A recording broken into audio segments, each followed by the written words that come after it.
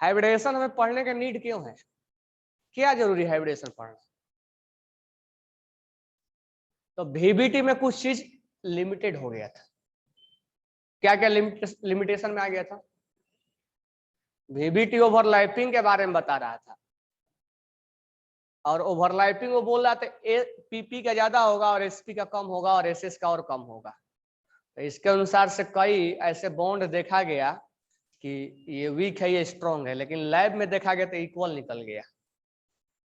तो समझ में आया कि जो बात बता रहा है कि PP ओवरलैपिंग स्ट्रॉन्ग है, गलत बात है, वो सही नहीं है। तो फिर सर हम पढ़े क्यों? क्वेश्चन लिख के देगा कि अकॉर्डिंग टू VBT, तो वहां पर वही वाला चीजें लगाना पड़ेगा, PP ही मानना पड़ेगा। अकॉर्डिंग टू जब VBT बोलेगा तो PP is more stronger than SP। पहला प्रॉब्लम। दूसरा, बॉन्ड एंगल के बारे में वो डिस्कस गलत कर रहा था। तीसरा, ज्योमेट्री शेप वगैरह नहीं बता रहा था। तो इसी वजह से कंसेप्ट आया हाइब्रिडाइजेशन का। हाइब्रिडेशन क्या बोला कि ओवरलैपिंग ऐसे नहीं होता है। पहले सेंट्रल एटम के इलेक्ट्रॉन्स आपस में क्या होते हैं? मिक्स होते हैं, हाइब्रिड बनते हैं। यही बताया था ना, सिंपल सा बातें जानना है। हाइब्रिडेशन क्या बोला कि ओवरलैपिंग पहले नहीं होगा, पहले सेंट्रल एटम के जो इलेक्ट्रॉन है उनके जो ऑर्बिटल्स है वो मिक्स होके हाइब्रिड ऑर्बिटल्स बनेगा, जिसका शेप और एनर्जी आइडेंटिकल होगा। ये लाइन जो मैं बोल रहा हूं इसको दिमाग में बैठा के रखना है कि इन हाइब्रिडाइजेशन सेंट्रल एटम के जो इलेक्ट्रॉन है, अब मैं ये नहीं बोल रहा हूं पेयर्ड इलेक्ट्रॉन्स की अनपेयर्ड इलेक्ट्रॉन, इलेक्ट्रॉन मतलब इलेक्ट्रॉन, चाहे वो पेयर्ड है चाहे वो अनपेयर्ड है, सारे वो आपस में उसके ऑर्बिटल्स मिक्स होते हैं, हाइब्रिड जनरेट होता है। हाइब्रिड जो बनता है उसका आइडेंटिकल शेप और एनर्जी इक्वल होता है। हाइब्रिडेशन का कल नाम लिखने के लिए बताया था, अगर S और P मिलेगा तो SP बनेगा, S और 2P मिलेगा तो SP2 बनेगा। बनेगा ना? नहीं बनेगा? उसके बाद उनका हाइब्रिडाइजेशन बनने के बाद अपने आप को एडजस्ट करेंगे, क्योंकि उसके अंदर इलेक्ट्रॉन है। इलेक्ट्रॉन्स को रिपल्सन को मिनिमाइज करने के लिए क्या करेगा? वो अपने आप को एडजस्ट करेगा। एडजस्टमेंट में एक ज्योमेट्री निकल के आ जाता है, उसके बाद ओवरलैपिंग होता है।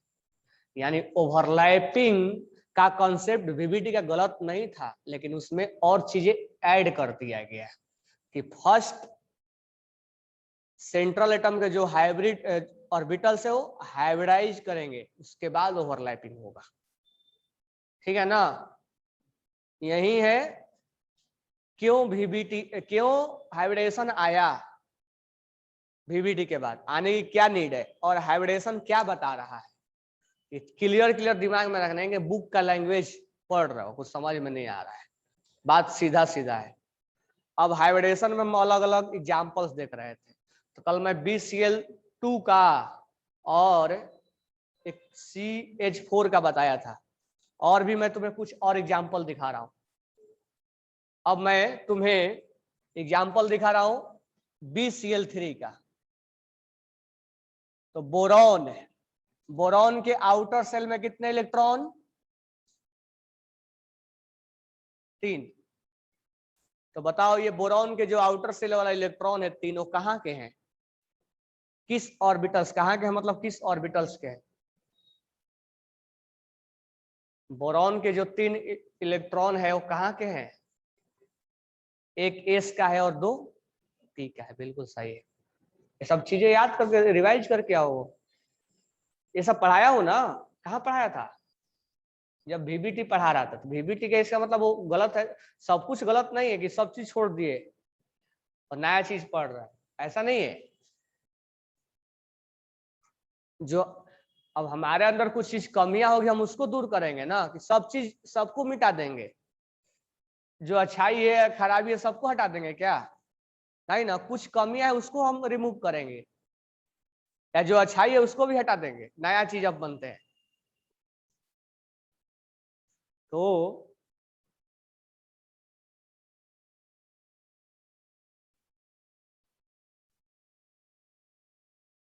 ठीक है ना। तो सेंट्रल एटम, अब VBT यही क्या कर रहा था, ओवरलैप करवा दे रहा था। अब मान लो BCl3 के बारे में सोचे स्टार्टिंग से, तो BCl3 लुईस के अकॉर्डिंग तो एग्जिस्ट नहीं करना चाहिए, क्योंकि इसका ऑक्टेट कंप्लीट होता है क्या आफ्टर शेयरिंग। बोरॉन का ऑक्टेट कंप्लीट होता है, कितना इलेक्ट्रॉन होता है बोरॉन के पास आफ्टर, हाँ शेयरिंग होने के बाद 6 इलेक्ट्रॉन होते हैं। तो लुईस के अकॉर्डिंग तो एग्जिस्ट नहीं करना चाहिए, तो बात खत्म। प्रॉब्लम आ जाएगा कहाँ, VBT में। क्या, अगर क्लोरीन यहां पर बॉन्ड बनाएगा तो बताओ ये क्लोरीन का आइटम कौन सा होगा जो बॉन्ड बनाएगा, P वाला। ये sp ओवरलैपिंग और ये PP और ये PP, इसका मतलब PP is stronger than sp, लेकिन लैब में चेक किया गया तो तीनों इक्वल निकल गया, तो VBT गलत हो गया। तो VBT स्ट्रक्चर जो बाकी चीज बताए वो गलत नहीं है, वो सब सही है। समझ में आ रहा मैं क्या बोल रहा हूं ना।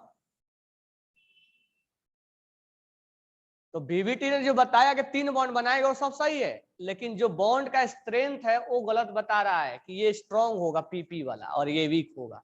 लैब में चेक किया गया तो ये बॉन्ड इक्वल निकल गया, ये बात कॉन्ट्राडिक्ट हो गया।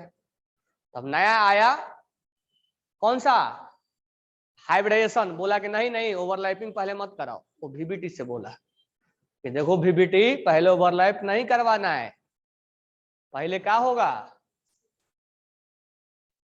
पहले क्या होगा, हाँ पहले ऑर्बिटल्स का मिक्सिंग होगा। कौन सा ऑर्बिटल्स के, किसके ऑर्बिटल्स के, बोरॉन के सेंट्रल एटम के, यानी एक एस है और 2 P है, P कुछ भी मान लो, PX PY मान लो। अब ध्यान रखना इसके अंदर इलेक्ट्रॉन है, ये मिक्स हो गए, खिचड़ी बन गया इनका, मिक्सिंग हो गया। मिक्सिंग में इसका एनर्जी अलग अलग है ना, एक 2s है एक 2p है, तो 2s का एनर्जी कम होता है क्योंकि जिसको हम पहले भरते हैं उसका एनर्जी कम होता है और 2p का ज्यादा होता है। तो ये अलग अलग एनर्जी के हैं और ये अलग अलग शेप के भी है। अब ये स्फेरिकल है, ये डम्बल शेप का है ना, तो ये मिक्सिंग हो गया। तो यहाँ शेप भी अलग है और एनर्जी भी अलग है, इसका हालांकि एनर्जी आइडेंटिकल है लेकिन इसका अलग है। क्लियर, क्या हुआ, मिक्सिंग, खिचड़ी बनाना स्टार्ट हो गया। तो इस खिचड़ी को क्या बोलेंगे, हाइब्रिडाइजेशन। अब इनको मिक्सिंग होने के बाद एक नया जनरेट हुआ, तो कितना जनरेट होगा, 3। जितना मिक्स होगा उतना ही बनेगा ना। अब मान लो दाल, वरण है, भात है और भाजी मिक्स करोगे तो आफ्टर मिक्सिंग वरण दाल और भाजी ही रहेगा ना, उसमें नया भी कोई चीज आ जाएगा, स्नैक्स भी आ जाएगा, नहीं ना। तो अगर 3 को मिक्स करोगे तो 3 ही बनेगा ना। अब इसका नाम रखेंगे, तो जब मिक्स करके बनाते हैं तो नया नाम खिचड़ी बोल देते हैं, जब अलग अलग रहता है तो वरण होता है, भात होता है और ये भाजी होता है। जब मिक्स कर दिए तो नाम चेंज हो गया उसका, खिचड़ी, इसका भी नाम चेंज। तो एक एस से और 2 पी से मिलकर बना है तो नाम क्या हो जाएगा इसका, सबका नाम सेम होगा। अब ये आइडेंटिकल शेप भी है इसका और इनका एनर्जी भी आइडेंटिकल है। क्लियर, क्लियर ना। अब क्या होगा, इसके अंदर इलेक्ट्रॉन है, 3 इलेक्ट्रॉन्स, वो नहीं कि वो भी खिचड़ी बन गए। अब ये अपने आप को एडजस्ट करेगा ताकि रिपल्सन क्या हो, मिनिमाइज। तो ये अपने आप को एडजस्टमेंट करेगा क्योंकि इसके अंदर इलेक्ट्रॉन है, इलेक्ट्रॉन अपने पास पास रहेगा तो रिपल्सन को करेगा। तो रिपल्सन मिनिमाइज करने के लिए, रिपल्सन को मिनिमाइज करने के लिए। अब यहां से कोई पूछेगा ना तुमसे कि एडजस्टमेंट क्यों होता है, तो हम बोलेंगे उसके अंदर इलेक्ट्रॉन है और इलेक्ट्रॉन्स को रिपल्सन को मिनिमाइज करने के लिए, ताकि रिपल्सन ना हो। अब मान लो 2 भाई है, 2 भाई झगड़ रहे हैं, तो दोनों को एक ही रूम में रख दिया जाए तो झगड़ जाएंगे ना। तो उसको क्या किया जाएगा, अब एक ही रूम में रखना है तो एक को एक कॉर्नर पे, दूसरे को एक कॉर्नर पे, उससे ज्यादा तो रूम में डिस्टेंस नहीं होगा ना कि एक को टेरिस पे टांग दोगे। तो एक को उस वहां, एक को वहां रखेंगे, इससे ज्यादा मैक्सिमम डिस्टेंस नहीं है, ताकि उसके बीच में दूरियां बनी रहे और वो दोनों फाइटिंग ना करे। ये आपस में फाइटिंग हो जाएगा इसको, तो ये अपने आप को एडजस्ट करेंगे, और एडजस्टमेंट में ये यहाँ पर 120 डिग्री पे एडजस्ट हो जाते हैं। ये एंगल 120 डिग्री का हो जाएगा, 120, 120 और 120। ट्रायंगल जैसा दिख रहा है ना कुछ? तो ये अपने आप को एडजस्ट किए, एडजस्टमेंट, ताकि रिपल्सन क्या हो, मिनिमाइज हो। अब हाइब्रिडेशन बोला कि अब वीबीटी तुम आओ, यानी अब तुम ओवरलैप हो जाओ, अब ओवरलैपिंग हो जाएगा। अच्छा, इसका नाम क्या है? इसका नाम क्या है? अब ओवरलैपिंग होगा। तो ये काम जितना भी हुआ सब किसके लिए हो रहा है? बोरॉन के। ये सब काम बोरॉन के लिए हो। अब क्लोरीन एंट्री मारेगा, अब मारेगा एंट्री। लो, अब क्लोरीन एंट्री मारा, तो क्लोरीन का ये इलेक्ट्रॉन्स इसके साथ मिक्स हो जाए, ओवरलैप हो जाएगा। तो बताओ क्लोरीन का कौन सा ये हो जाएगा? ये इलेक्ट्रॉन्स अब कहां का रहा? अब एस का मत बोल देना, अब ये इलेक्ट्रॉन sp2 का है। समझ में आया क्या? अब ये इलेक्ट्रॉन sp2 का, अब p का नहीं रह गया, अब ये इलेक्ट्रॉन sp2 का रह गया। समझ में आ रहा मैं क्या बोल रहा हूं ना? अब क्या होगा? ओवरलैप। अब ये इनसे ओवरलैप करेगा, तो ये p वाला हेड ऑन सिग्मा बन रहा है ना, ये इसके साथ ओवरलैप। यहाँ स्पेस नहीं है, मैं नीचे दिखा रहा हूं, ठीक है, यहाँ पर, और ये वाला इसके साथ। ये क्लोरीन का पी वाला है, ये क्लोरीन का पी है, और ये क्लोरीन का पी है। तो बताओ अब इस ओवरलैपिंग को क्या नाम दोगे? sp2p, सिग्मा लिख दो, सिग्मा है तो this overlapping is called sp2p। This overlapping is called sp2p sigma, और this overlapping is called sp2p sigma, sp2p sigma. अब मुझे बताओ कि तीनों ओवरलैपिंग आइडेंटिकल हो गए कि नहीं हो गए? तो अब तीनों का एनर्जी क्या होगा? इक्वल, एक जैसा, एक एनर्जी। अब ये बात को बता दिया। अब यही बात वीबीटी नहीं बता रहा था कि इक्वल एनर्जी कैसे लगेगा, ये बोलेगा कि देखो तीनों आइडेंटिकल है, इसलिए इक्वल एनर्जी तोड़ो, तीनों को इक्वल एनर्जी लगेगा।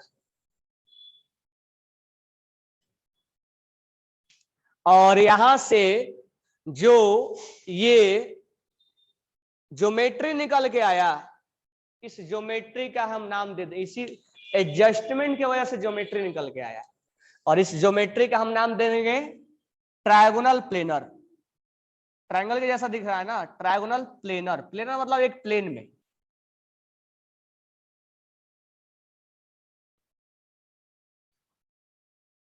और इनके बीच का जो एंगल होगा 120, 120, 120, यानी BCl3, जो तुम हम पहले बोलते थे ना सर कैसे बनाए, यहां बनाए कि वहां बनाए, अब तुम थोड़ा सा ऐसे बनाओगे। अब इसको रखोगे ट्रायंगल के जैसा,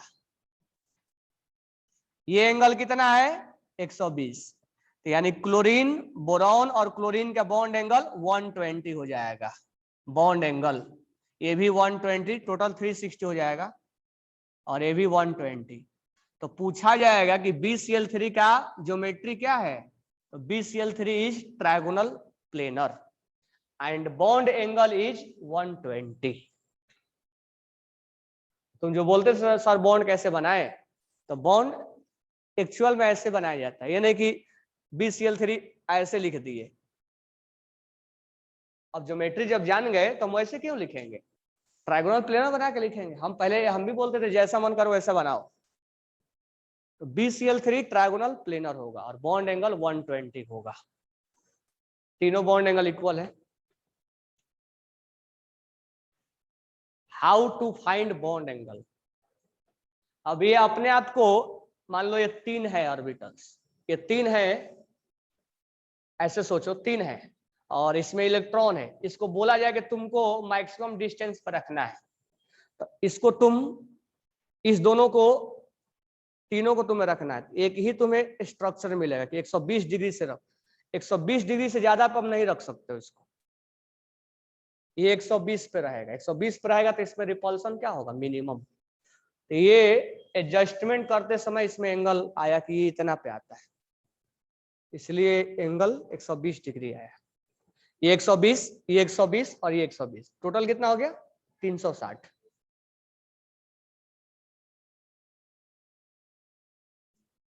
ऐसे सोच सकते हो कि 3 एंगल क्रिएट हुआ और 3 एंगल कितना है 360 डिग्री, तो एक एंगल क्या होगा 120 डिग्री।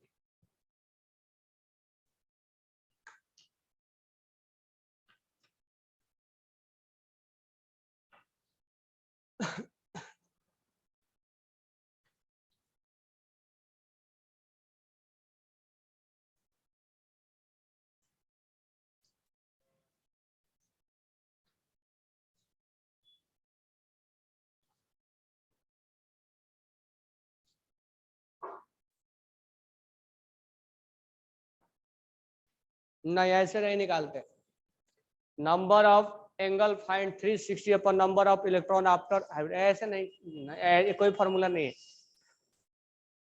ऐसे फॉर्मूला नहीं, कोई फॉर्मूला नहीं लगाना है एंगल निकालने के लिए, बस नॉर्मल सभी कई फॉर्मूले और वो एंगल बताएंगे, एंगल याद मैं करवा दूंगा तुम्हें, ये कोई फॉर्मूला नहीं होता एंगल निकालने का, ये विजुअलाइजेशन हम थोड़ा सा कर सकते हैं, लॉजिकल निकाल सकते हैं, लेकिन ये एडजस्टमेंट हमें थोड़ा ध्यान में रखना पड़ेगा कि ये ऐसा ही करेगा, और यहाँ ये बस ध्यान में रखना कि अगर ये ए इस एंगल पे रहेगा ना तो इसमें रिपल्सन कम होगा, ये रिपल्सन को कम करने के लिए एंगल हमें याद कर रखना पड़ेगा, इसी एंगल पे ये रिपल्सन कम होगा, बाकी हम अपने मन से एंगल जो मन करेगा वो नहीं निकाल देंगे और कोई फॉर्मूला नहीं लगाएंगे। सारे कॉम्बिनेशन, अब यहाँ 3 है तो 3 को रिपल्सन करने मिनिमम करने के लिए 120, कल 2 था तो 180 डिग्री पे रखा गया था। अब बताओ 2 चीजें हैं, उसके रिपल्सन को कम करने के लिए एक कॉर्नर पे रख दो, एक कॉर्नर पे रख दो, दोनों के बीच में क्या होगा एंगल 180 डिग्री, इससे ज्यादा एंगल और कोई हो सकता है क्या कि जिससे रिपल्सन कम हो, तो दोनों के बीच का 180 डिग्री बना दिया गया था। ये डिपेंड करता है कि हम, एंगल डिपेंड करेगा कि किस तरह का हाइब्रिड बना है, क्लियर। चलो और भी एग्जांपल लेते हैं, एनसीईआरटी में देखोगे तो ये सब बनाया हुआ है डायग्राम, एनसीईआरटी में देखोगे तो एनसीईआरटी में सारे चीजें बनाया गया है, सबका डायग्राम बनाया गया है।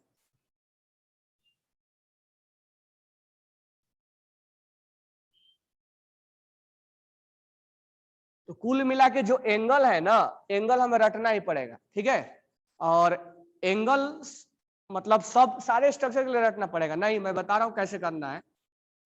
अब ये बस ध्यान रखना कि ये एंगल सर क्यों क्रिएट हुआ, तो एंगल रिपल्सन को मिनिमाइज करने के लिए किया, ताकि इलेक्ट्रॉन्स कम से कम रिपल्सन हो।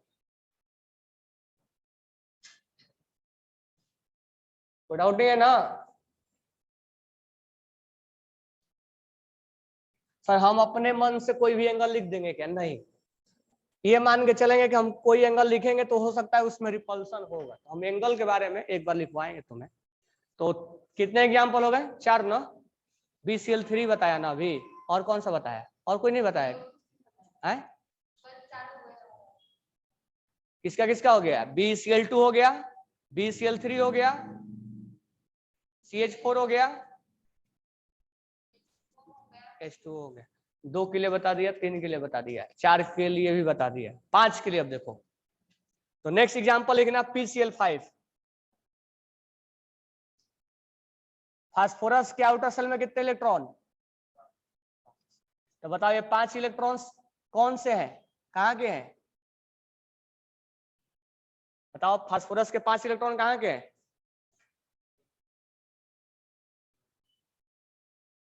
एक एस का 4 पी का है,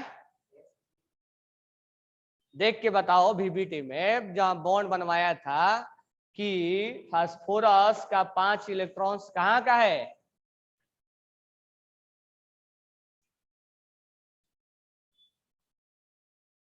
एक एस का है, 3 पी का है। ये फर्स्ट एक्साइटेड स्टेट में 5 बॉन्ड बनाएगा। ये जानना पड़ेगा ना कि 5 बॉन्ड बना रहा है यहाँ पे। एक एस का है, 3 पी का है, 2 डी के। जब मैं पूछ रहा हूँ तब लोग तुम नहीं बता रहे, इसका मतलब तुम लोग को कहीं ना कहीं वो मिस हो रहा है कि क्या हम पूछ रहे हैं तुम क्या बता रहे हो। VBT में 5 बॉन्ड बनाएगा तो जाके वहां VBT में देखो 5 बॉन्ड में बनाने के लिए इलेक्ट्रॉन्स कहाँ के रहने वाले हैं? कहाँ के रहने वाले हैं? एक एस का, 3 पी का और एक डी का है। फर्स्ट एक्साइटेड वाला चेक करना है। सर हमें कैसे मालूम चलेगा? फर्स्ट एक्साइटेड वाला ही चेक करेंगे। 5 बॉन्ड बनाएगा ना यहाँ पे, 5 बॉन्ड बनाएगा तो फर्स्ट एक्साइटेड वाला ही चेक करेंगे ना, क्योंकि फर्स्ट एक्साइटेड में ही 5 बॉन्ड बनाता है। ग्राउंड स्टेट में तो 3 बॉन्ड बनाता है। समझ में आया क्या? तो एक एस है और 3 पी है, एक पी, 2 पी और 3 पी। ये px मान लो, py मान लो और pz मान लो। अब डी,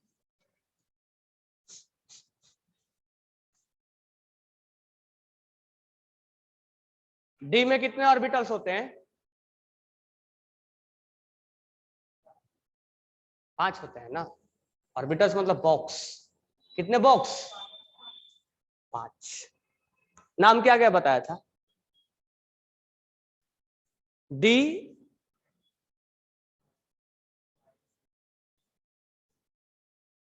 डी, डी। पांचों में से किसको चुनोगे तुम?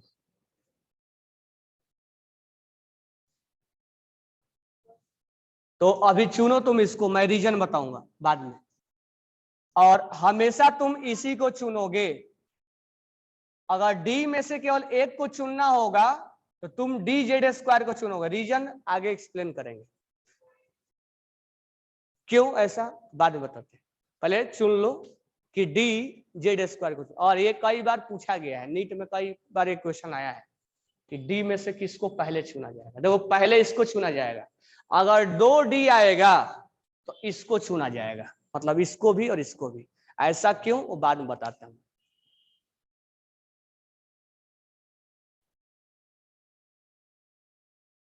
याद हो गया? डी में किसको चुनना होगा ना?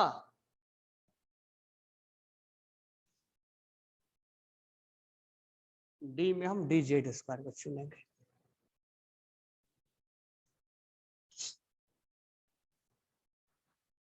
कितना हाइब्रिड बनेगा?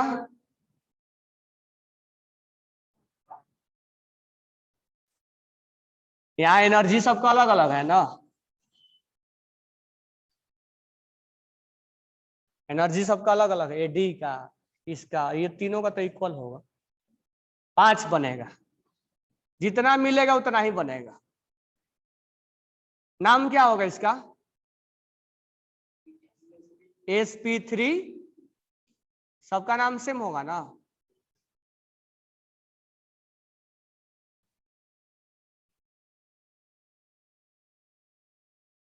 अब क्या होगा इसमें? इसके अंदर इलेक्ट्रॉन है ना, तो इसका रिपल्सन को मिनिमाइज करने के लिए क्या होगा?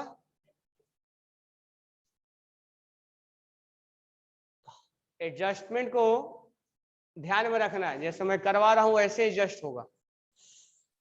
देखो एडजस्टमेंट कैसे होगा? 3 जो होंगे वो 120 डिग्री पे होगा। 120, 120, 120, ट्रायंगल जैसा।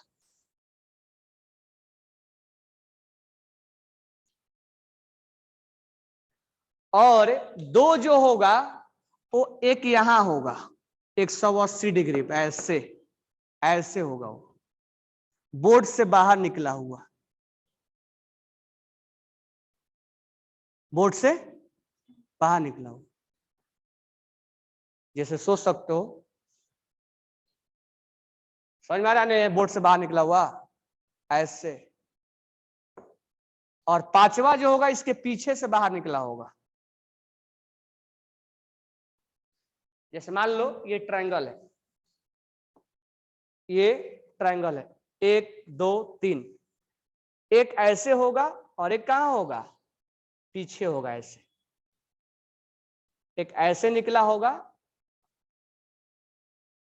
और एक ऐसे परपेंडिकुलर होगा। ऐसे इमेजिन करना है, यहां ऐसे निकला हुआ है बोर्ड में, इसके परपेंडिकुलर, और पांचवा जो है पीछे से परपेंडिकुलर है, ऐसे निकला हुआ है।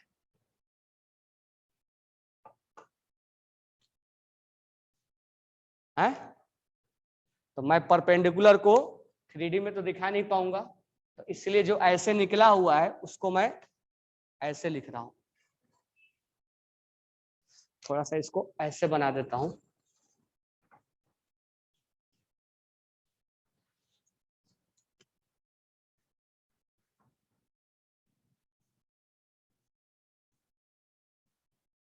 एक ट्रायंगल मान लो, एक ऐसे निकला हुआ है तो उसको मैं ऐसे दिखा दे रहा हूं। ये मत सोचना कि ये इसी में है, ये बोर्ड से निकला हुआ है ऐसे, और एक पीछे से निकला है तो उसको मैं ऐसे दिखा दे रहा हूं।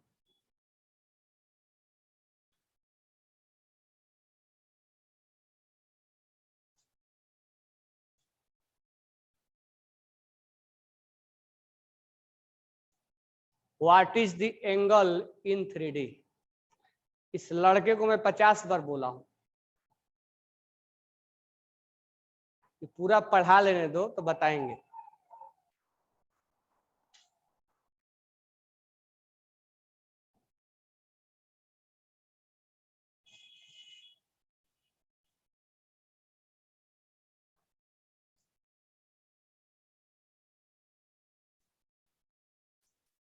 क्लियर हो गया?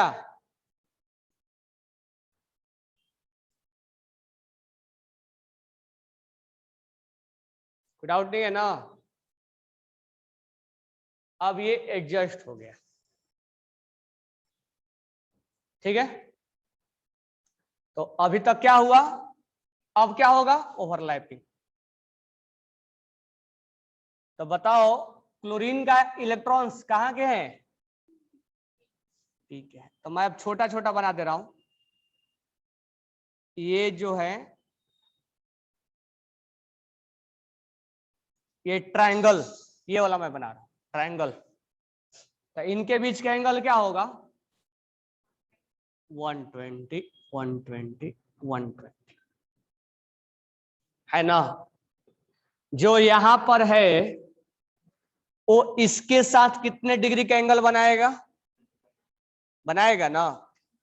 तो इसमें 120 डिग्री भी होगा और 90 होगा ना। तो इसको मैं पहले ओवरलैप करवा दे रहा हूं, ये तीनों को ओवरलैप, पी से सिग्मा बना रहा है, ये क्लोरीन का ओवरलैपिंग हो। बताओ ओवरलैपिंग का नाम क्या होगा, sp3d_p होगा ना नाम। अब ध्यान देना, इसको मिला दो, थोड़ा सा ऐसे कर देते हैं,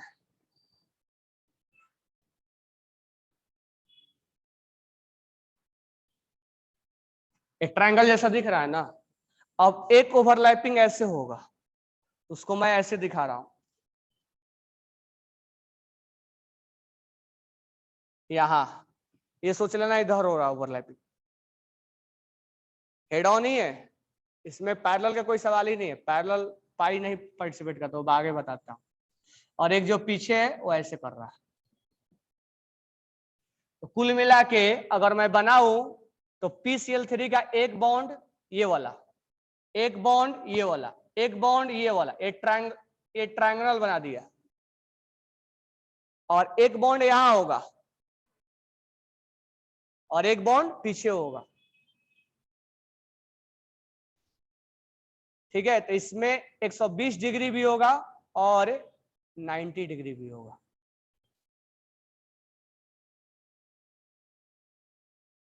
पहले इसको बना लो, फिर एक बार समझाता हूँ PCl5 का। इसको हम बोलते हैं ट्रायगोनल बाई पिरामिडल। इस ज्योमेट्री का नाम है ट्रायंगल। अब पिरामिडल जानते हैं ना। अब मान लो ये ट्रायंगल है, ये है ट्रायंगल। अब सब जाके यहाँ पर ये वाला पॉइंट पे सब मिल जाएंगे, तो मिलेंगे तो पिरामिड बनेगा कि नहीं बनेगा? ऐसे समझो, ये ट्रायंगल है और यहां पर है पॉइंट, यहां पर ट्रायंगल ले लो और यहां पर एक पॉइंट है, तो इसको मैं यहां लिख रहा हूं, इसको ऐसे जोड़ दो, ये पिरामिड जैसा हो जाएगा कि नहीं हो जाएगा?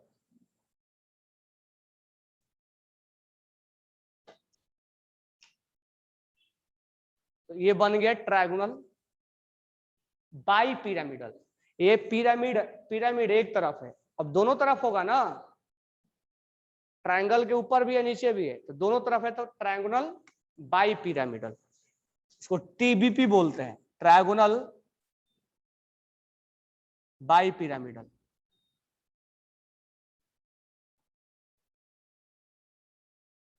शॉर्ट में TBP।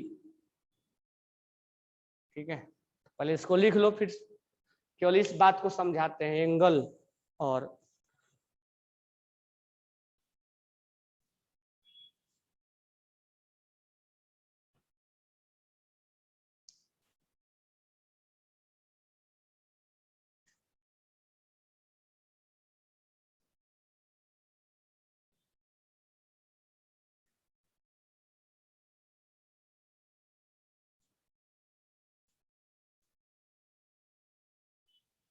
इसलिए तो sp3d में कौन सा डी हाइब्रिडाइज हुआ है? इन sp3d में कौन सा हाइब्रिडाइज हुआ है? कौन सा डी? dz²। ये पूछा जाएगा क्वेश्चन में।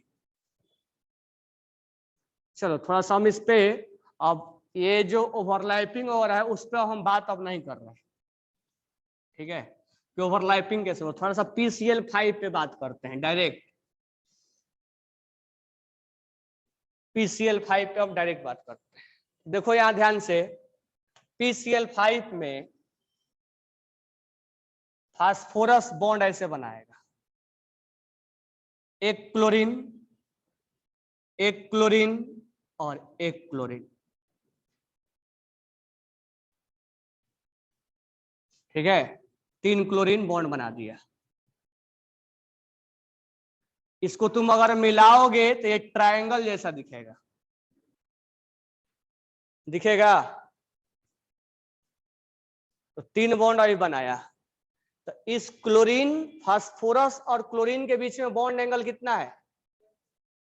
120। ये 120, 120, 120। क्लियर? ये 120, 120 और 120। अब 2 और बॉन्ड है, तो एक बॉन्ड यहां होगा परपेंडिकुलर, होगा ना? तो इस क्लोरीन में और इस फास्फोरस में और इस क्लोरीन में कौन सा बॉन्ड दिख रहा है तुम्हें? इस क्लोरीन, यहां क्लोरीन है, इस क्लोरीन में, इस फास्फोरस में, इस क्लोरीन में कौन सा बॉन्ड दिख रहा है? दिख रहा है 90 डिग्री ना? नहीं दिख रहा है? तो अब ये जो क्लोरीन यहां बॉन्ड है, तो एक और एंगल आएगा क्लोरीन फास्फोरस क्लोरीन 90 डिग्री, होगा ना? कोई डाउट है? अब ध्यान से देखो, यहां पर क्लोरीन है, इस क्लोरीन को इससे जोड़ो, इससे जोड़ो और इससे जोड़ो। जब तुम थोड़ा जोड़ोगे इसको ऐसे, और मैं 3D में बना नहीं पाऊंगा, तो इसको अगर यहां मैं लिख के जोड़ू, ये देखो एक पिरामिडल जैसा दिख रहा है, इसको ट्रायंगल को बेस मानना है, पिरामिडल जैसा दिख रहा है। और एक क्लोरीन कहाँ है? इस व्हाइट बोर्ड के पीछे ऐसे परपेंडिकुलर है, एक जैसे मान लो ये नोटबुक है, एक यहां पर है ऐसे, एक कहाँ है नीचे है ऐसे, वो भी परपेंडिकुलर है।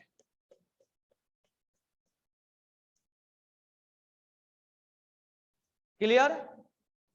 यहां से ट्रायंगल, ये ट्रायंगल से अगर मिलाओगे तो ये ट्रायंगल पिरामिड हो जाएगा। अगर दोनों तरफ हो जाएगा तो ट्रायंगल बाई पिरामिडल बोलेंगे। दोनों तरफ है ना, एक तरफ होता तो ट्रायंगल पिरामिड बोलते, दोनों तरफ है तो ट्रायंगल बाई पिरामिड। जैसे मान लो एक पेज मेरे को दो फाड़ के, लास्ट से दो एक पेज ऐसे, लास्ट में दो रखिए, लाओ देखो यहां पर, ये जैसे मान लो ये हमने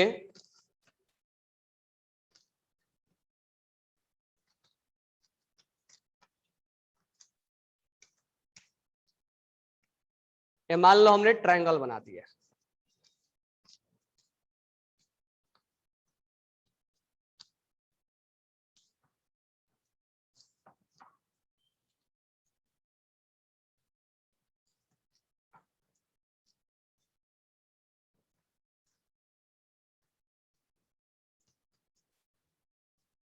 सबको ट्रायंगल दिख रहा है ऐसे, ये ट्रायंगल दिख रहा है ना ऐसे,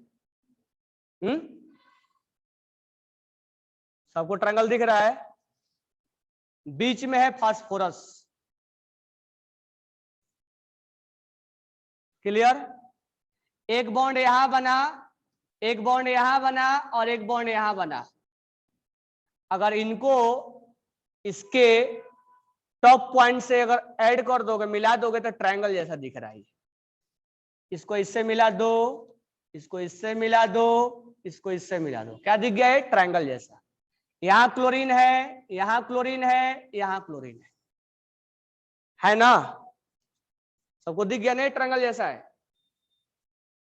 तीन क्लोरीन, तो बताओ इस क्लोरीन में, फास्फोरस में और इस क्लोरीन में कितना डिग्री का एंगल बन रहा है? इस क्लोरीन में, इस फास्फोरस में और इस क्लोरीन में कितना डिग्री का एंगल बना रहा है? 120। इस क्लोरीन में, इस फास्फोरस में और इस क्लोरीन में कितना डिग्री का एंगल बना रहा है? बना रहा है ना? तो तीन 120 हो। अब दो क्लोरीन और बॉन्ड बनाना है, तो एक क्लोरीन यहां होगा इसके जस्ट परपेंडिकुलर, होगा ना? नहीं होगा? तो अब ऐसे सोचो, मैं ऐसे रख दे रहा हूं, तो एक क्लोरीन यहां होगा जस्ट परपेंडिकुलर, और एक क्लोरीन कहां होगा? जस्ट नीचे। तो अगर एक परपेंडिकुलर समझो, ये परपेंडिकुलर है, इसको यहां से मिलाओगे तो ये पिरामिड के जैसा दिखेगा, इसको बोलते हैं ट्रायगोनल पिरामिड। और जब इसको रखोगे तो बन जाएगा ट्रायगोनल बाई पिरामिड, बन जाएगा ना? तो बीच में एक ट्रायंगल बना हुआ है और दोनों पे ऐसे क्लोरीन बना हुआ है, अब मिलाओगे तो ट्रायगोनल बाई पिरामिडल बन जाएगा। इसको मैं 3D में दिखा नहीं पाऊंगा, ये हो जाएगा trigonal bi pyramidal, TBP। Clear? तो तुमसे अगर क्वेश्चन में पूछेगा कि बताओ कि इन PCl5, in PCl5 how many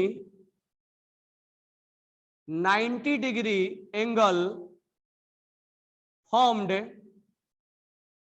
by phosphorus, chlorine and phosphorus, phosphorus, chlorine and chlorine, sorry, chlorine, phosphorus and chlorine, 90 degree का कितना एंगल बनेगा PCl5 में?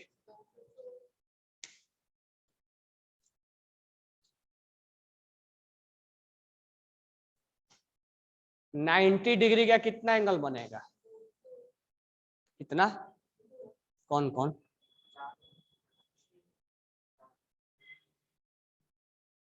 2, 4, 6, 8, 10, कितना बनेगा?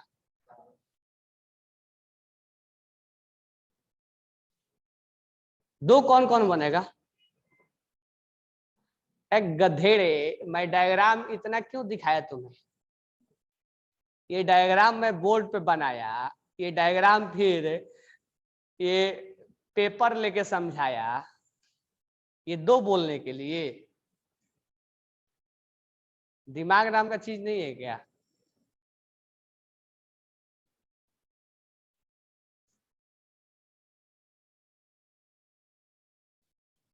देखो यहाँ पे आंसर 6 है इसका।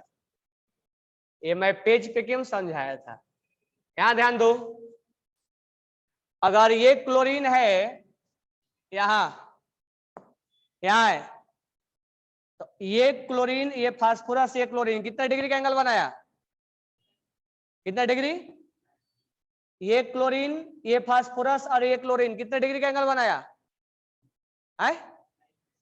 ये क्लोरीन, ये फास्फोरस, ये क्लोरीन, कितने डिग्री का एंगल बनाया? 90 डिग्री। तो 3 तो यही बन गए।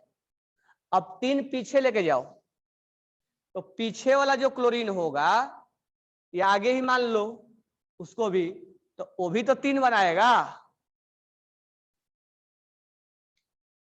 तो 90 डिग्री कितने 90 डिग्री कितने एंगल हो जाएंगे? होंगे या नहीं होंगे? समझ में आएगा कैसे होंगे ना? ये मान लो ये है, यहाँ पर, यहां से एक, ये हो गया एक, हो गया ना? एक है, हुआ कि नहीं? एक, ये एक हुआ, 2 हुआ, 3 हुआ, पीछे भी तो है। तो 1 2 3, 120 डिग्री के कितने बनेंगे? 120 डिग्री का कितना बनेगा? 120 डिग्री का 3 बनेगा। यही है 3 है। 180 डिग्री का भी बनेगा। 180 डिग्री का बनेगा कि नहीं बनेगा? 180 डिग्री का बनेगा कि नहीं बनेगा? बनेगा, एक बनेगा। देखो, ये क्लोरीन इधर था और ये क्लोरीन इधर है। अब इस क्लोरीन और इस क्लोरीन के बीच में बिल्कुल सीधे देखो, क्लोरीन क्लोरीन और बीच में फास्फोरस, इनके बीच में एंगल कितना दिख रहा है? दिख रहा है कि नहीं दिख रहा है? 180। तो 180 भी बनेगा, वो होगा 1।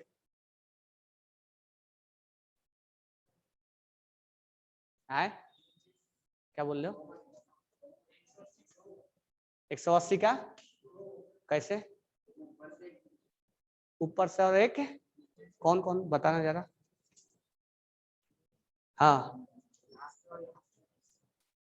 कहां से?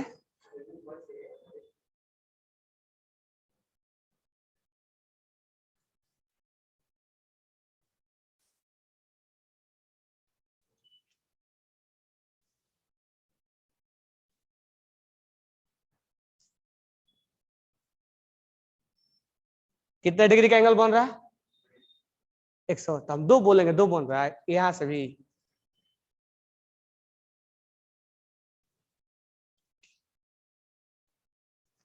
ये क्लोरीन, ये फास्फोरस, ये क्लोरीन, अरे चाहे तुम ऐसे जाओ और चाहे ऐसे जाओ, दोनों तो सेम ही एटम पकड़े ना। एटम सेम है ना जी। यहाँ पर ये फास्फोरस और ये क्लोरीन और ये क्लोरीन, एटम सेम है ना। तो इस एटम के बीच में 180, अब एक थोड़े ऊपर से बनेगा सर, एक नीचे से बनेगा। ये एटम और ये एटम 3 है, तो 180 एक ऊपर से बना दो सर एक। अरे एटम चेंज होना चाहिए ना। एटम चेंज हुआ क्या? तब तो फिर सर ऐसा है कि आप जो बता रहे हो कि सर इसके बीच में क्लोरीन और इसके बीच में 120 बना रहे हो, तो बाकी इसके बीच में एक और एंगल बन रहा है सर, ये 360 में 240 भी बन रहा है।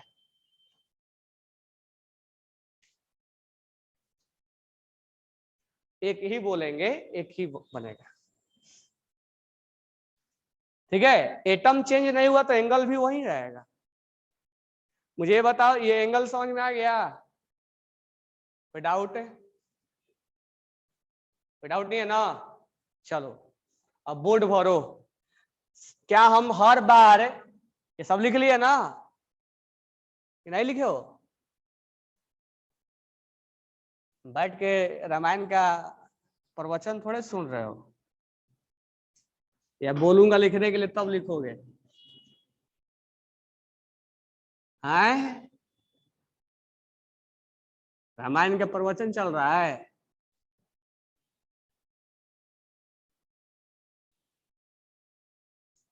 अब ध्यान देना, तो क्या हम हर कंपाउंड के लिए निकालेंगे? तो एक पहले नोट डाल के लिखना कि पाई बॉन्ड, जो पाई बॉन्ड होता है ना, वो हाइब्रिडाइजेशन में पार्टिसिपेट नहीं करता है, वो हाइब्रिडाइजेशन का पार्ट नहीं है। पाई बॉन्ड जो बनाने वाला ऑर्बिटल से वो हाइब्रिडाइज नहीं होते हैं। तो नोट डाल के लिखना, pi bond will not take part in hybridisation. Pi bond will not take part in hybridisation. Pi bond will not take part in hybridisation. तो कल हमने कुछ बात किया था स्टेरिक नंबर का। स्टेरिक नंबर, अगर स्टेरिक नंबर 2 आएगा, हाइब्रिडाइजेशन जब हम बोलेंगे वो क्या बोलेंगे? sp। ठीक है, और ज्योमेट्री जो बोलेंगे वो क्या बोलेंगे? लीनियर। बॉन्ड एंगल जो बोलेंगे, बॉन्ड एंगल वो 180 डिग्री बोलेंगे। एग्जाम्पल के बारे में बात करें, हम हर किसी का निकाल के चेक नहीं करेंगे। BCl2 CO2, अब चेक करो यहाँ पे स्टेरिक नंबर कल काउंट करने के लिए बोला था ना, तो अब यहाँ पर चेक करते जाना। BeCl2 बेरिलियम सेंट्रल एटम है, इसका स्टेरिक नंबर बताओ। एक सिग्मा स्टेरिक नंबर में किसको काउंट करते हैं? सबको काउंट करते हैं, पाई को छोड़ के। सबको काउंट करेंगे, लोन पेयर वगैरह सब काउंट होगा, पाई को छोड़ के। तो स्टेरिक नंबर कितना है? क्या है? 2। तो इसका हाइब्रिडेशन क्या हो जाएगा?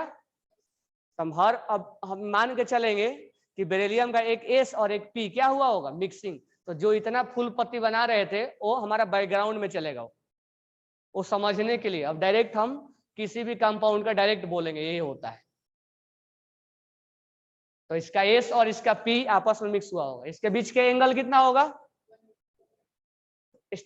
इसका ज्योमेट्री क्या बोलेंगे? लीनियर। ये लीनियर दिख रहा है ना। अब नेक्स्ट एग्जांपल है CO2। बताओ स्टेरिक नंबर कितना होगा इसका? सिग्मा सिग्मा, पाई काउंट नहीं होता है।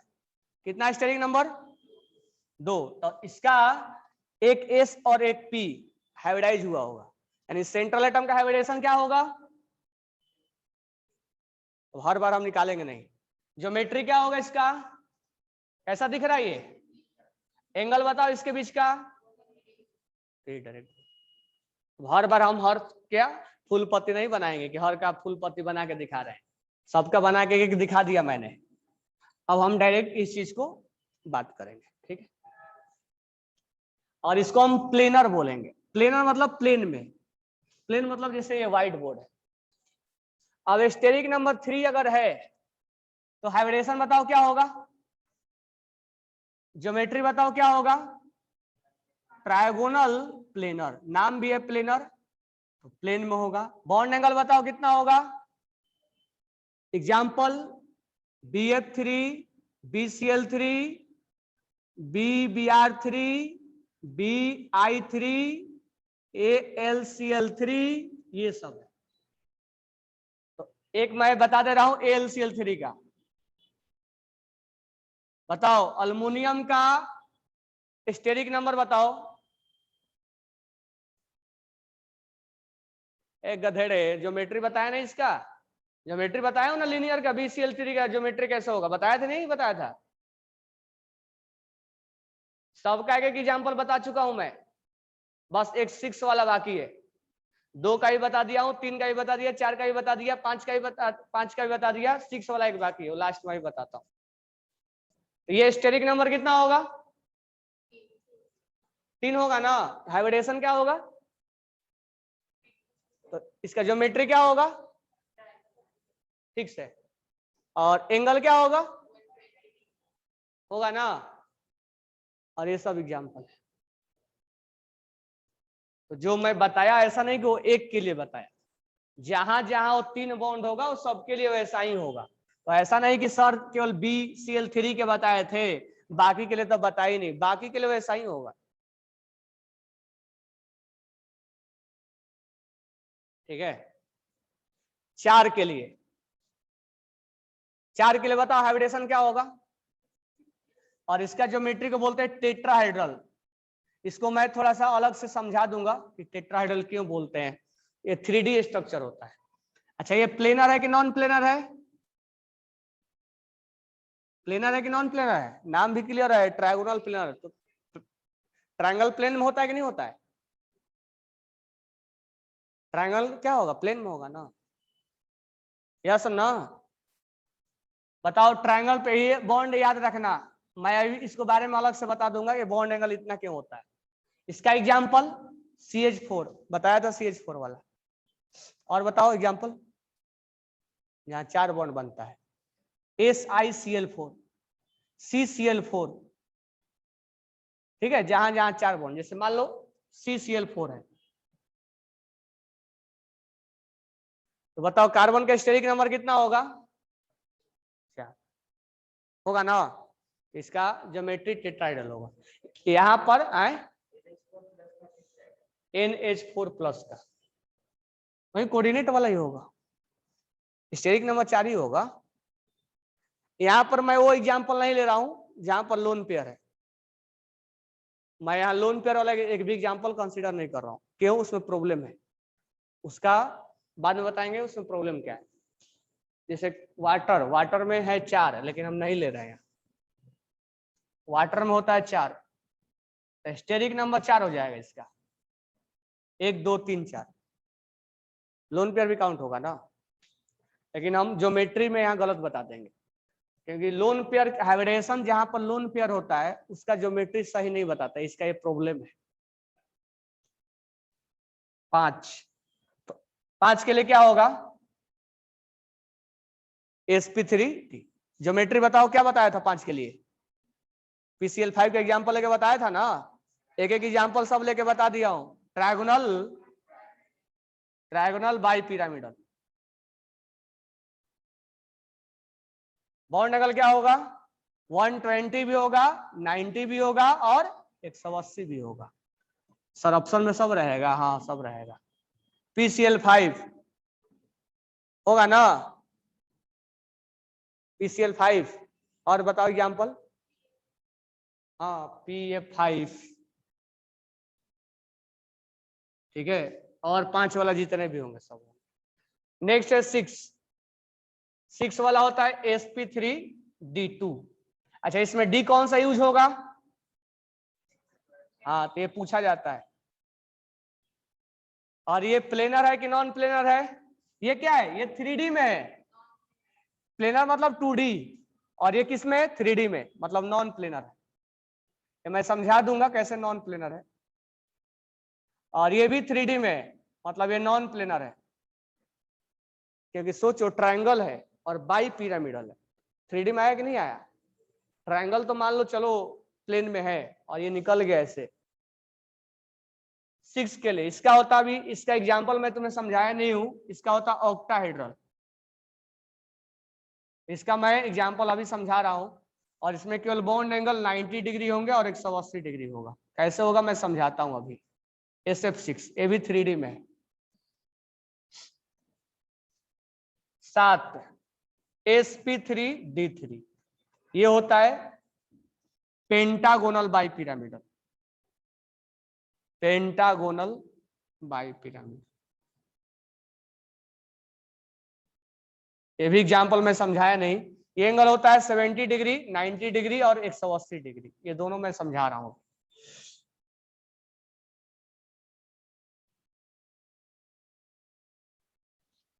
IF7 ये भी 3D में होता है। तो केवल ये मत रटना कि ये रट लिए, कोई भी तुमसे एग्जांपल पूछा जा सकता है। ClF6 में एक लोन पेयर आ जाएगा, हमें वो एग्जांपल नहीं लेना। तो मैं तुम्हें बता रहा हूं कि ये रटोगे कि ये इसके लिए होता है, वो ऐसे नहीं होता है। तुम्हें स्ट्रक्चर बनाना पड़ेगा, अब सुनो इस पे क्या क्या क्वेश्चन पूछेगा।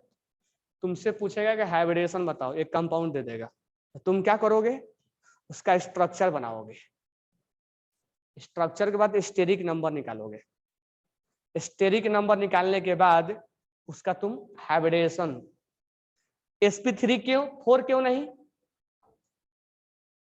क्योंकि पी में 3 ही बॉक्स होता है ना, 4 बॉक्स नहीं होता है ना। साथ ही क्यों 8 क्यों नहीं, साथ ही मैक्सिमम बॉन्ड बनते हैं। 3 के बाद डी क्यों स्टार्ट हो जाता है, क्योंकि पी में 3 ही बॉक्स होते हैं, 4 बॉक्स तो होता नहीं ना। एस में एक के बाद स्टार्ट हो, एस में एक ही बॉक्स होता है ना। तो बताओ यहाँ डी में कौन सा यूज होगा, यहां पर पूछा जाएगा तो ये दोनों और एक और किसी का नाम ले लो, वो तीनों एक जैसे हैं, उसका कोई एक नाम ले लो। तो मैं 2 का एग्जाम्पल समझाता हूं अभी, इसको और इसको, और थोड़ा सा ये टेट्राहेड्रल के बारे में बताएंगे कि ये कैसे 3D में। तो ये ऑक्टाहेड्रल और इसके बारे में बताता हूं मैं, क्योंकि इसका एग्जाम्पल मैं नहीं लिया था, इसका लिया था, इसका लिया था, इसका लिया था, इसका लिया था, इस दोनों का एग्जाम्पल नहीं लिया हूं। इसको थोड़ा सा 3D में समझाएंगे, समझ में आ गया ना। तो यहाँ पर तुम एक बात और गौर कर सकते हो, देख सकते हो कि यहाँ पर जो भी एग्जाम्पल मैंने लिया है वो एकदम गधा है, अभिजीत सिंह, क्या कंपटीशन का तैयारी कर रहे हो तुम लोग। कह रहा है कि एक ऑर्बिटल सर क्यों नहीं ले रहे, मिक्सिंग अकेले में हो जाएगा, अकेला अकेला शादी कर लोगे क्या, अरे केवल वरण है तो वरण ही मिक्स हो जाएगा, एक गधेड़े, मिक्सिंग मिनिमम 2 में होगा, इसको दिमाग नाम का कोई चीज ही नहीं है। मिक्सिंग ऑफ ऑर्बिटल्स, क्या एक चीज मिक्स होता है क्या,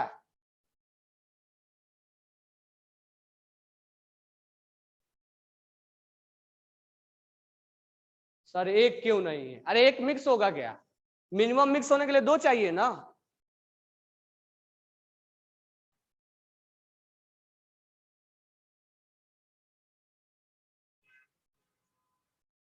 चलो तो मैं कुछ तुम्हें एग्जांपल दे, एक चीज यहाँ ऑब्जर्व करना कि किसी पे पास लोन पेयर नहीं है, अगर लोन पेयर है तो इसका ये ड्रॉबैक है, वो नेक्स्ट थ्योरी पढ़ेंगे, वेस्पर थ्योरी, वो नेक्स्ट थ्योरी बताएगा। तो चलो वॉल्यूम पहले निकालो, कुछ क्वेश्चंस करवाते हैं, ये मैं दोनों समझा रहा हूं अभी, पहले कुछ क्वेश्चंस बनाओ तब मैं दोनों समझा दूंगा कि कैसे इसका क्वेश्चंस पूछा जाता है। तो लेवल 1 का हाइब्रिडेशन टॉपिक का क्वेश्चंस निकालो, देखो कैसे क्वेश्चंस पूछ रहा है, पहले क्वेश्चन कुछ बनाओ, उसके बाद मैं दोनों का स्ट्रक्चर समझा दूंगा अभी। लाओ दिखाओ कैसे क्वेश्चन पूछा हुआ है। तो लेवल 1 का हाइब्रिडेशन टॉपिक का क्वेश्चन निकालो,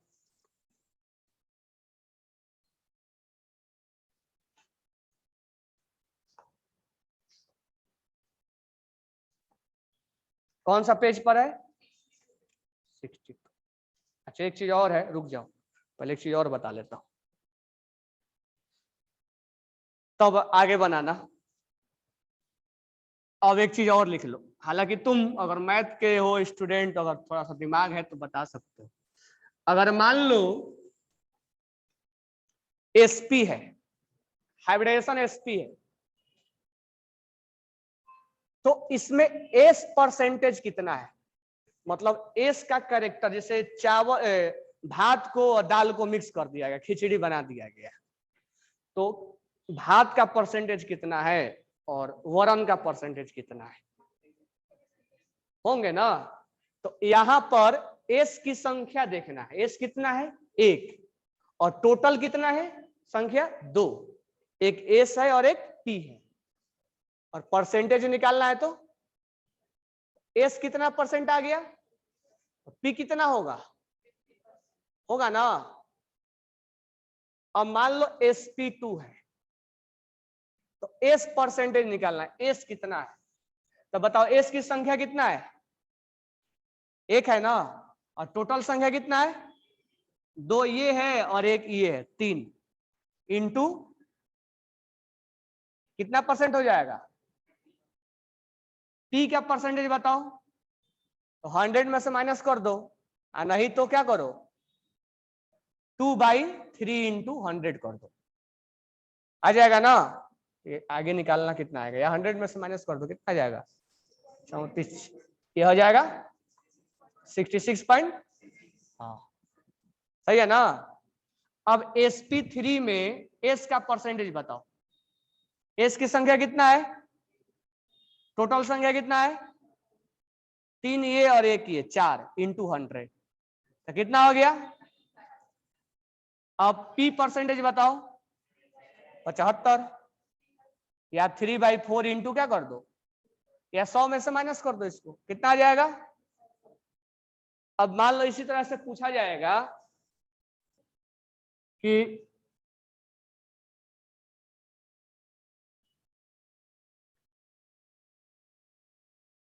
sp3d में s का परसेंटेज बताओ। s कितना है, टोटल कितना है, इंटू,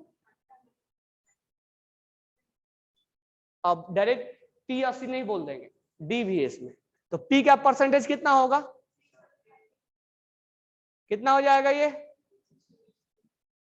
अब d बता सकते हैं 20% होगा, d का परसेंटेज कितना आ जाएगा, आगे निकाल सकते हैं ना, बताओ s का परसेंटेज, कैलकुलेट कर सकते हैं ना, p d निकाल सकते हो ना। चलो इतना लिख लो, मतलब याद नहीं रखना है, जब पूछा जाएगा तो निकाल लेना।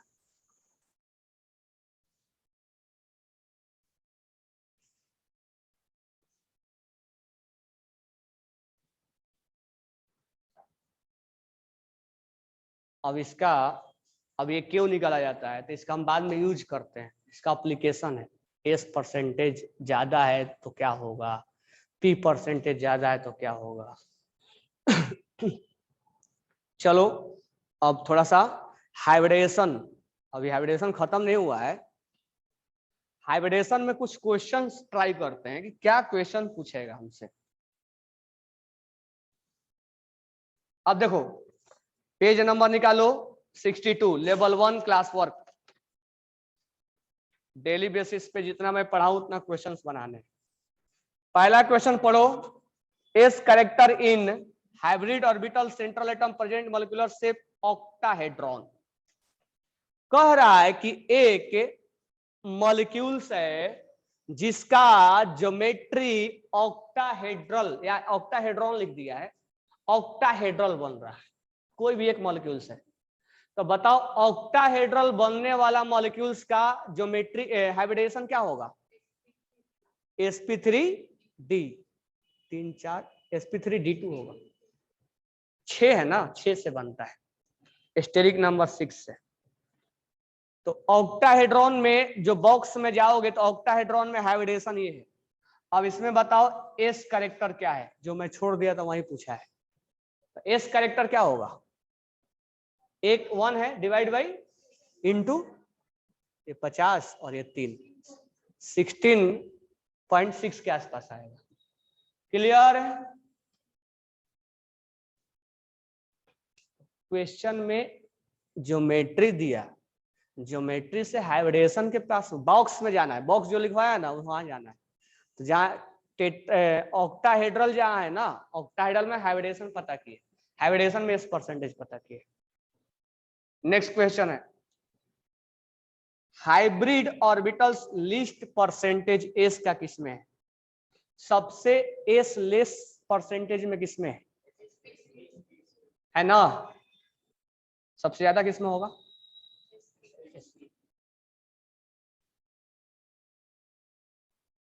क्या जी कहाँ गए थे घूमने। तीसरा है डेकेन में नंबर ऑफ हाइब्रिड ऑर्बिटल बताना है, डेकेन का फॉर्मूला, डेकेन में हाइब्रिड ऑर्बिटल बताना है आपको, तो डेकेन का फॉर्मूला हो जाएगा C10H20 और डेकेन का स्ट्रक्चर आपको निकालना पड़ेगा। कितना हो गया? 1 2 3 4 5 6 7 8 9 1 10। डेकेन का ये स्ट्रक्चर होता है। अब इसमें जो है सेंट्रल एटम सब अपने आप में सेंट्रल एटम है। Carbon, all carbon atom are central atom. एक से ज्यादा भी सेंट्रल एटम है, ये बीच में है। तो बताओ इसका स्टेरिक नंबर, जल्दी से बताओ स्टेरिक नंबर क्या होगा? कार्बन का स्टेरिक नंबर बताओ जल्दी। 4 सिग्मा है। 1 2 3 4। तो 4 के लिए हाइब्रिडेशन क्या होगा? sp। इसका स्टेरिक नंबर बताओ। 1 2 3 4। सर इसको काउंट किए थे, ये इसके लिए काउंट किए थे, अब इसके लिए भी काउंट होगा। तो इसका हाइब्रिडेशन बताओ। इसका मतलब 1 s और 3 इसका p मिक्स होंगे। तो हमें फुल पत्ती अब नहीं बनाना है, अब डायरेक्ट बताना है कि इसका ये मिक्स होगा और बैकग्राउंड में जान जाना है। इसका कितना होगा? सबका sp3 होगा। होगा ना? सबका क्या होगा? होगा कि नहीं होगा? अब मीनिंग समझो। इस कार्बन का 1 s और 3 p क्या हुआ होगा? मिक्स। इस कार्बन का 1 s और 3 p क्या हुआ होगा?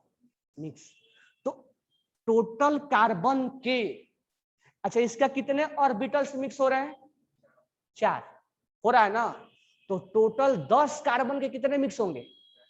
इसका 4, इसका 4, इसका 4, इसका 4, इसका 4, इसका 4, 40 मिक्स हो जाएगा। यानी आपस में नहीं मिक्स होगा 40 है, इसका 4 आपस में मिक्स होगा। वो टोटल बोल दिया है, क्वेश्चन में पढ़ोगे थोड़ा सा वो लिखा है ना, हाइब्रिड ऑर्बिटल्स नहीं, number of hybrid orbitals in molecules, यानी केवल एक के बारे में नहीं बोला है, वो पूरे में बोला। अब ये मत सोचना कि 40 आपस में मिक्स हो गए, नहीं, इसका 4 मिक्स हुआ, इसका 4, इसका 4, इसका 4, इसका 4, टोटल 40 मिक्स हुए हैं। ये मत सोचना कि टोटल 40 आपस में मिक्स हुए हैं, तो 40 का मत बना देना कि 40 का 40 हो गया। तो टोटल 4 इंटू 1 का 4 तो 10 है, तो 10 का 40, 1 का 4 मिक्स हुआ है तो 10 का 40 मिक्स होगा।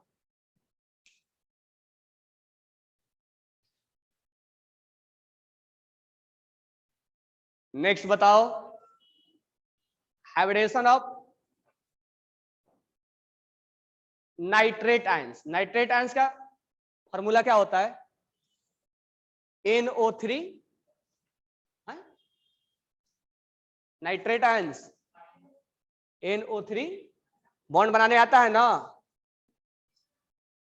कौन सा बॉन्ड बनेगा? कोऑर्डिनेट बॉन्ड बनेगा ना? बनाया था, नहीं बनेगा? इसका स्टेरिक नंबर बताओ जल्दी से। 1 2 3 4। हाँ, ये सिग्मा और पाई 2 है, सिग्मा काउंट करेंगे ना, पाई काउंट है, कहीं गलती से काउंट मत कर देना। 1 2 3 एक काउंट होगा, बस इतना ध्यान रखना है, पाई काउंट नहीं करना है, बाकी सब काउंट कर दो, लोन पेयर कोऑर्डिनेट सब। तो 3 हो गया स्टेरिक नंबर, 1 2 3। हाइब्रिडेशन क्या होगा 3 के लिए? अब इसके लिए फुल पत्ती नहीं बनाएंगे कि इसका एस इसका पी आपस में मिक्स हुआ है और फिर जाके वो ऐसा हुआ है, फिर वो ज्योमेट्री ऐसा बना है, बस डायरेक्ट बोल देंगे ये sp2 है। ज्योमेट्री क्या होगा इसका? sp2 के लिए क्या होता है? पूरा बॉक्स याद होना चाहिए, ट्रायगोनल प्लेनर। ये कुछ बॉन्ड इसको मिला दोगे ना तो थोड़ा ऐसा बन जाएगा, ट्रायंगल के जैसा, थोड़ा ऐसे बना दो, ये ट्रायंगल के जैसा बन जाएगा, ट्रायगोनल प्लेनर हो गया। ये समझ में आया कैसे बनाना है? क्वेश्चन स्ट्रक्चर बनाने आते ना?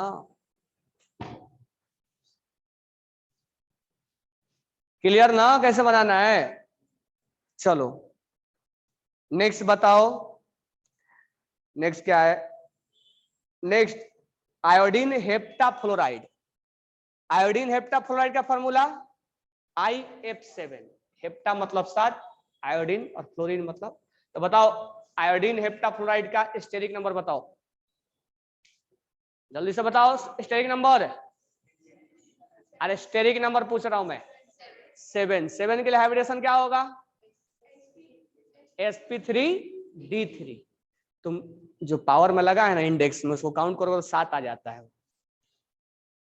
sp3d3 जो पावर में लगा है ना इंडेक्स में, उसको काउंट करो 7 आएगा।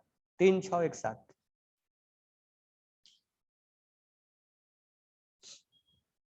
चलो जल्दी से बताओ। 71 molecules contain sp3d2 and p overlap in pCl5 का बताओ हाइब्रिडेशन। जल्दी जल्दी बताओ pCl5 का क्या होगा। pCl5 का हाइब्रिडेशन बताओ जल्दी से, क्या होगा। तो pCl5 का क्या करना पड़ेगा, बॉन्ड बनाना पड़ेगा। बॉन्ड बनाना सिखा दिया हो ना, नहीं सिखाया। बॉन्ड बनाना सीखे या नहीं सीखे। स्टेरिक नंबर कितना होगा, हाइब्रिडेशन क्या होगा। चलो नेक्स्ट बताओ। BrA5 का ब्रोमीन के आउटर सेल में कितने इलेक्ट्रॉन, कितने इलेक्ट्रॉन। ब्रोमीन के आउटर सेल में कितने इलेक्ट्रॉन है, 7। कितना बॉन्ड बनाया, तो गलती से लोन पेयर छोड़ मत देना। अब स्टेरिक नंबर बताओ। 1 2 3 4 5। अगर छोड़ोगे तो ये काउंट नहीं हो पाएगा, गलती हो जाएगा। इसका स्टेरिक नंबर 6 होगा। हाइब्रिडेशन क्या होगा। इसीलिए मैं तुमसे स्टार्टिंग में बोला था कि लोन पेयर सेंट्रल एटम के पास लिखना जरूरी है, नहीं तो वो स्टेरिक नंबर में काउंट नहीं करोगे, आंसर गलती आएगा। इसका ज्योमेट्री नहीं बोलना है, क्योंकि इसका ज्योमेट्री नहीं बताएगा। नेक्स्ट बताओ। ClF3 क्लोरीन के आउटर सेल में कितने इलेक्ट्रॉन, कितना बॉन्ड बनाएगा। स्ट्रक्चर जो पहले VBT में सिखाया था ना, वो आना चाहिए बिल्कुल, तभी तुम ये सीख पाओगे। तो 3 बॉन्ड बनेगा, 4 2 lone pair. Steric number 5। 3 bond यानी 3 sigma plus 2 lone pair, steric number 5 और sp3d। नेक्स्ट IF7, अभी बताया था ना IF7 का। IF7 का क्या होगा, अब आंसर बताओ इसका क्या होगा। कौन सा होगा, ये समझ में आया कैसे बने, क्वेश्चन पूछ रहा है ना, समझ में आ रहा है ना क्वेश्चंस कैसे पूछ रहे हैं। तो स्ट्रक्चर बनाना जिसको आएगा वही, अब यानी कि लोन पेयर नहीं लिखने आ रहा है, स्टेरिक नंबर काउंट नहीं करने आ रहा, फुल पत्ती नहीं बनाने आए। फुल पत्ती हो गया, उस बैकग्राउंड में समझ लिए हम। अब किसी का पूछेगा स्ट्रक्चर बनाना है और तुरंत स्टेरिक नंबर काउंट करके हाइब्रिडेशन बता देना है, समझ में आया। वो फुल पत्ती समझने के लिए बनाया था कि ऐसा होता है। अब नेक्स्ट देखो क्वेश्चन। नेक्स्ट क्वेश्चन में पूछा है कि किसके अंदर sp3 और sp3 और sp3p ओवरलैपिंग है। पहला स्ट्रक्चर देखो क्या है, पहला स्ट्रक्चर क्या है, तो इसका पहले स्ट्रक्चर बनाना पड़ेगा, यानी हर कंपाउंड में स्ट्रक्चर तुम्हें बनाना जरूरी है। बताओ इस कार्बन में कौन सा हाइब्रिडेशन हुआ है, स्टेरिक नंबर बताओ जल्दी से। sp3।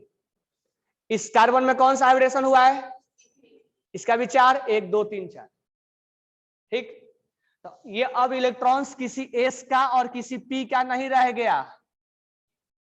ये बैकग्राउंड में समझाया था ना फुल पत्ती बना के। ये कहाँ का इलेक्ट्रॉन रह गया, ये इलेक्ट्रॉन्स कहाँ के हैं, ये कहाँ के, जो ये है वही है। तो बताओ ये ओवरलैपिंग कौन सा कहलाएगा, sp3 सिग्मा। बताओ ये ओवरलैपिंग कौन सा कहलाएगा, ये कहाँ का है, sp3 का। ये कहाँ का है, उसको मत बोल देना s का है, sp3 का है, वो s का है। वो कहाँ का है,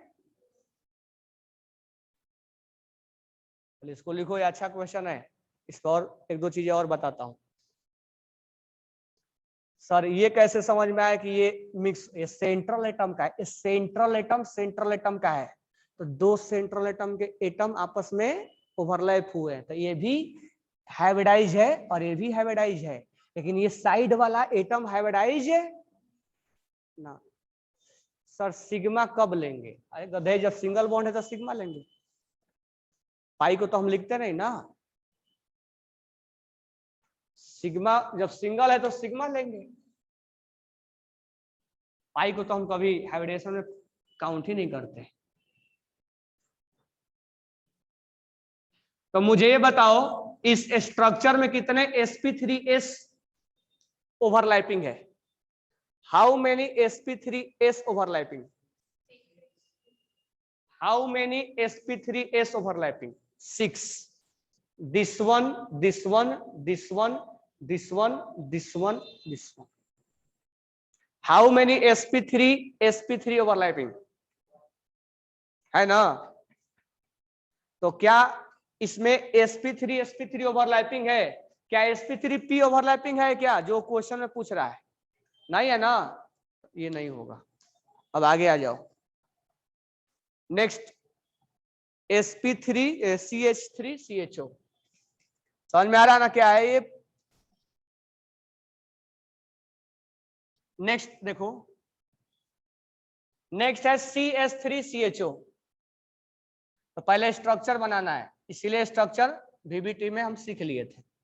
जल्दी से बताओ इसका हाइब्रिडेशन। sp, इसका बताओ जल्दी से क्या होगा? sp3 1 2 3, ये पाई काउंट है, समझ में आया ना? Steric number 1, steric number 2, steric number 3, ये पाई काउंट नहीं होगा, sp2 होगा। तो ये इलेक्ट्रॉन्स कहाँ का है? ये साइड वाला एटम नहीं है ना, ये सेंट्रल एटम है, दोनों सेंट्रल एटम है। तो ये इलेक्ट्रॉन्स कहाँ के हैं? sp2 का। ये इलेक्ट्रॉन्स कहाँ का है? ये कौन सा ओवरलैपिंग कहलाएगा? कहलाएगा ना। ये इलेक्ट्रॉन्स कहाँ के हैं? ये इलेक्ट्रॉन कहाँ के हैं? कौन सा ओवरलैपिंग कहलाएगा? ये भी sp3s, ये भी sp3s। ये कौन सा कहलाएगा? sp2s। सबको समझ में आ रहा है ना? ये कौन सा कहलाएगा? देखो साइड वाला के एटम ओवरलैप नहीं हाइब्रिडाइज नहीं होता है। साइड वाला ये सब है, ये तो दोनों सेंट्रल है, बीच में है कि नहीं है? ये इलेक्ट्रॉन्स कहाँ के हैं? sp2 का। और ये कहाँ का है? इसका। ये बताओ ये इलेक्ट्रॉन्स कहाँ के हैं? sp2 का है। और ये कहाँ का है? sp2 का है। और ये कहाँ का है? इलेक्ट्रॉन, ये VBT में पहले बोला था कि बताना कहाँ का है। इलेक्ट्रॉन p का है, s का मत बोल देना। और ये पाई, सर पाई वाला क्या होगा? पाई वाला ओवरलैपिंग हाइब्रिडेशन में नहीं लिखा जाता है। पाई वाला क्या सिखाया था? ये है p पाई, p पाई, पहले सिखा चुका हूं। इसको sp3p ये सब नहीं बोलेंगे, p पाई या p पाई d पाई बोलेंगे। तो बताओ जो इसका क्वेश्चन का आंसर वो मिल रहा है, इसमें sp3 है, sp3p है, sp2p है? नहीं है, sp2p है ना, मतलब sp3 नहीं है, नहीं है ना। चलो नेक्स्ट देखते हैं। नेक्स्ट क्या है? cs3ch2cl। तो पहले इसका स्ट्रक्चर निकाल लो। ch2 ch3 ch जल्दी से बताओ इसका हाइब्रिडेशन। ये सेंट्रल है, ये सेंट्रल है, बोथ आर सेंट्रल। इसका बताओ जल्दी से। ये दोनों सेंट्रल है, ये सब साइड वाले एटम है। ये इलेक्ट्रॉन्स कहाँ के? ये कहाँ के? ये ओवरलैपिंग क्या कहलाएगा? यस और नो? कहलाएगा ना। अब बताओ ये इलेक्ट्रॉन्स कहाँ के? ये कहाँ के? ये इसके साइड वाला है ना, ये ये sp3s sp3s sp3s sp3s ये कहाँ का, ये इलेक्ट्रॉन्स p का है।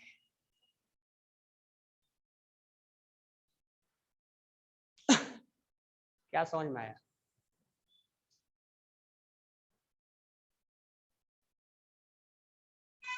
आ गया समझ में?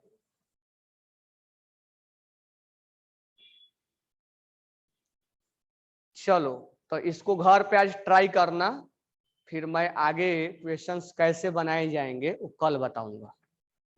तो कल हम हाइब्रिडेशन के क्वेश्चंस करवाएंगे, क्लास में ऐसे क्वेश्चंस करवाएंगे, तुम्हें हर चीज आना चाहिए।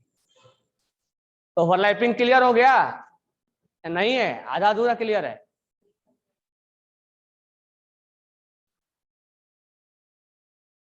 सेंट्रल एटम का हाइब्रिडेशन निकालो और साइड वाले का जो इलेक्ट्रॉन्स पार्टिसिपेट करता है वो चेक करो। तो आगे लेवल 1 2 जितना बना सको बना के लाना, बरोबर है क्या? लेवल 1 और 2 का हाइब्रिडेशन का क्वेश्चंस घर पे आज ट्राई करना, बने या ना बने वो अलग मैटर है। क्वेश्चंस बताया मैंने और आगे बताएंगे,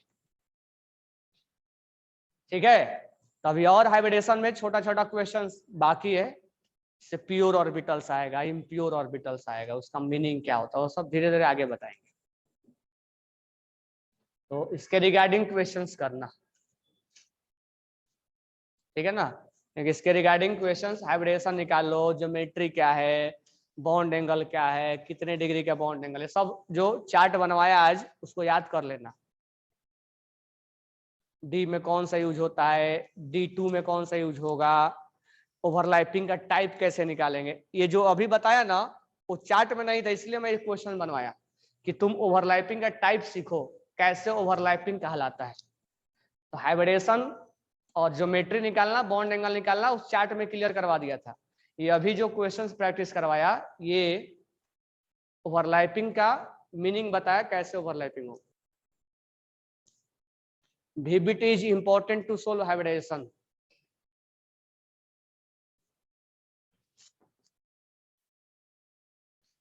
फिर तो ये बोल रहे हो कि आगे नहीं बोलेंगे।